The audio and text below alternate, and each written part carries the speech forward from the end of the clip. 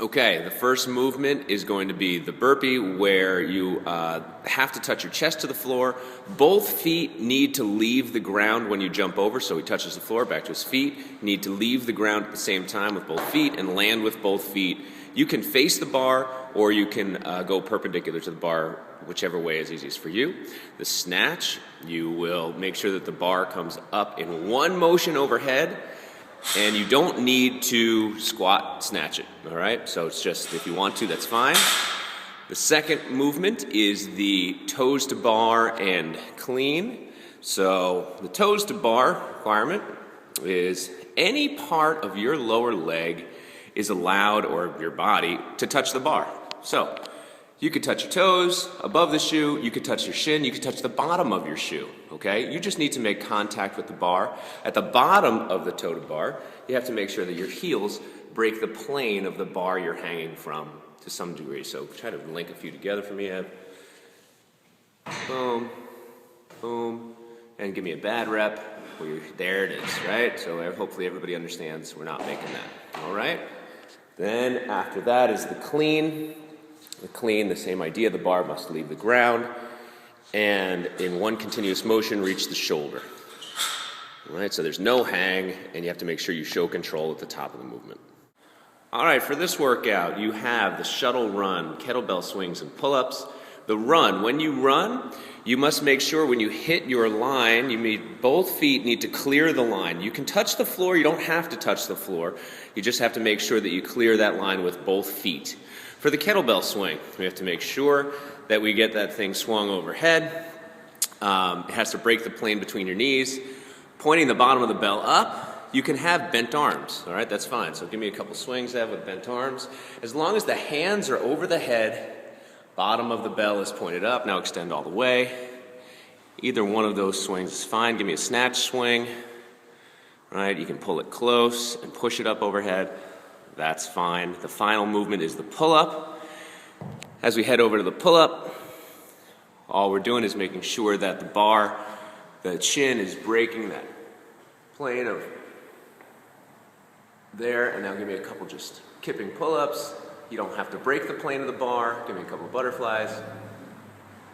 And there are the standards for that with a full locked arm at the bottom. Okay, the standard for the thruster, you put it up to your shoulders any way you'd like. You got to make sure, obviously, that our hip breaks the plane of our knee down at the bottom. Full lockout overhead. Okay, making sure that the bar ends up over the heels. Full extension at knees, hips, and elbows. So give a couple in a row for you. Perfect. Perfect. Perfect. Excellent. Then the bear crawl. Bear crawl standard, you're going to watch as Ed turns around, head towards me.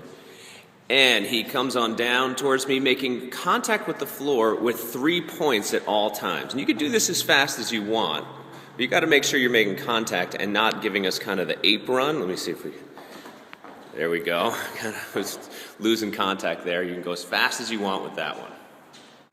The box jump, up and over box jump. Both feet need to leave the ground at the same time, and both feet need to make contact on the top of the box. You can step over, that's fine. Boom, jump over, that's fine. You're not allowed to clear the box, obviously. Just broad jump, that's not allowed. You're also not allowed to jump on the box with 1 foot and up and over onto the other side. How you come off the box doesn't matter, all right? The deadlift, right over here. Standard deadlift. Make sure that you extend all the way up. The judging standard will be to make sure that the shoulder gets back up over the hip and fully extended at the knees and hips. Perfect. Okay, we'll be wall balling on the rig. We'll have targets built onto the rig at the venue. Same standards as the thruster, just about, right? Making sure that your first rep starts with the squat, throws up, hitting your target, right back down again, making sure that you're breaking that plane and hitting your target. And then we have ring dip and ring push-up, the ring dip. Essentially making sure that Evan's elbow is above his shoulder at the bottom of the dip. Best I can to show that. Pressing back up to a locked arm position. Boom. Okay. The ring push-up, same exact idea. He gets into this position, Same idea of making sure his elbow is getting higher than his shoulder, pressing back up to a full locked arm at the top. For the slam ball, we need to see full extension of the elbows when the ball is overhead, and then you can put it down any way you want. Drop it, slam it, just make sure that we see full extension of the elbows and hips. All right, good job.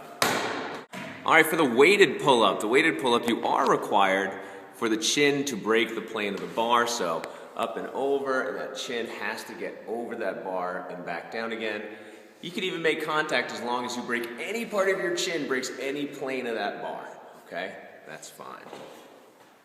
All right, for the prowler push, heads down, 10 meters. Both sets of the skids have to clear the line. Boom, perfect. You switch to the low side. Right away, you push it back. And once again, both ends need to clear. Perfect. And for the double under, pretty straightforward. Rope needs to clear 2 times with each jump. Line.